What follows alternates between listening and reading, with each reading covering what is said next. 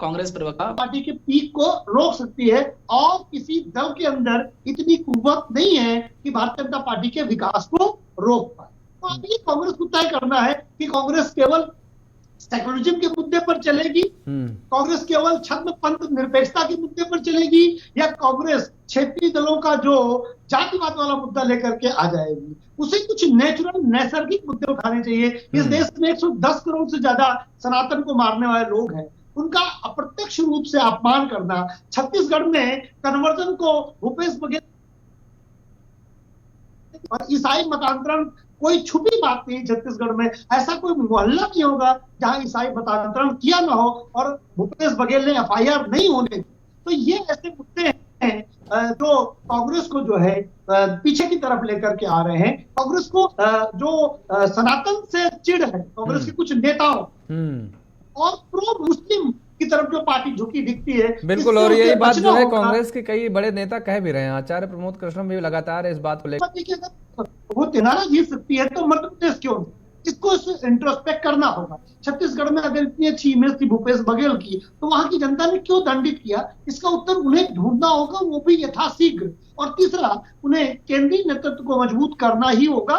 एक इंजन जब मजबूत होता है तो उसके पीछे के जो डिब्बे होते हैं वो सही लाइन और लेंथ में चलते रहते हैं। तो इंजन अलग अलग अगर हो जाएगा, इस चुनाव में तो ऐसा लगता है कि अलग अलग इंजन होने से कांग्रेस को नुकसान हुआ है। कांग्रेस ने क्षेत्रीय छत्रपों के भरोसे राज्यों को छोड़ा, जैसे कि मध्य प्रदेश कमलनाथ को दे दिया और राजस्थान जो है अशोक गहलोत ले गए और अशोक गहलोत तो जबरदस्ती ले गए। ठीक है, तेलंगाना उन्होंने अपने वहां की क्षेत्रीय नेतृत्व को दिया, तेलंगाना के क्षेत्रीय नेतृत्व ने संतुष्ट किया और भूपेश बघेल को पूरा छत्तीसगढ़ दे दिया। लेकिन इन राज्यों के क्षेत्रीय नेतृत्व ने कहीं न कहीं कांग्रेस को हताश किया। तो कांग्रेस को अपने रणनीति को इंट्रोस्पेक्ट करना होगा और उसे इस देश की मेजोरिटी का, हिंदुओं का सम्मान करना ही पड़ेगा अगर वो राजनीति में सर्वाइव करना चाहती है। तो नहीं तो फिर उसे इसी तरह के परिणामों की आगे भी उम्मीद रखनी चाहिए। राजनीति में हार जीत स्वाभाविक होती है, लेकिन अगर इंडिया क्वार्टर फाइनल में हार जाती, 10 में से 9 जीती, 1 हारी।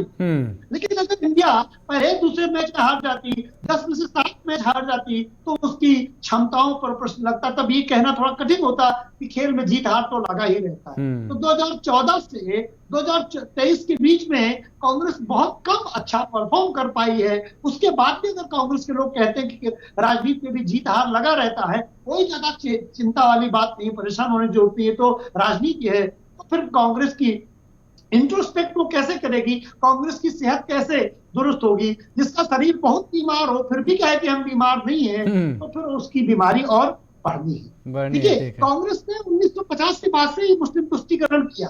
1956 में हिंदू मैरिज एक्ट लेकर के आए, लेकिन मुसलमानों को नहीं छुआ। और इवन जवाहरलाल नेहरू ने कहा कि भारत में मुसलमानों के साथ कुछ नहीं कर सकते, यूनिफॉर्म सिविल कोड नहीं लेके आएंगे। क्योंकि जब यूनिफॉर्म सिविल कोड आर्टिकल 44 की बात हो रही थी, मैं 30 बात पूरी कर दूंगा वहां से, तो हिंदुओं के लिए तो आपने उनकी मैरिज में बांध दिया, लेकिन इस देश में मुसलमानों को आपने क्यों नहीं बांधा? और अगर मुसलमानों को नहीं बांधा था तो हमें भी मैरिज के जो हमारे सनातन अधिकार चल रहे थे उन्हें चलने देते। तो इस तरह से कांग्रेस ने स्वतंत्रता के बाद से ही हिंदुओं को कमजोर करने का, हिंदुओं की संस्कृति को कमजोर करने का दुष्चक्र किया है। राहुल गांधी कहते हैं कि जो मंदिर जाता है वो लड़की छेड़ता है, यहाँ तक है। तो जवाहरलाल नेहरू से लेके और मैंने राहुल गांधी तक के बीच की बात बता दी। अब अगर आप राजीव गांधी की कहें तो साहबानो केस भी है, उसमें भी उन्होंने मुस्लिम कट्टरपंथियों के आगे झुक गए थे। तो कांग्रेस हमेशा मुस्लिम कट्टरपंथियों के आगे झुकती है और उसका अब उसे खामियाजा खाना पड़ रहा है। बिल्कुल वही खामियाजा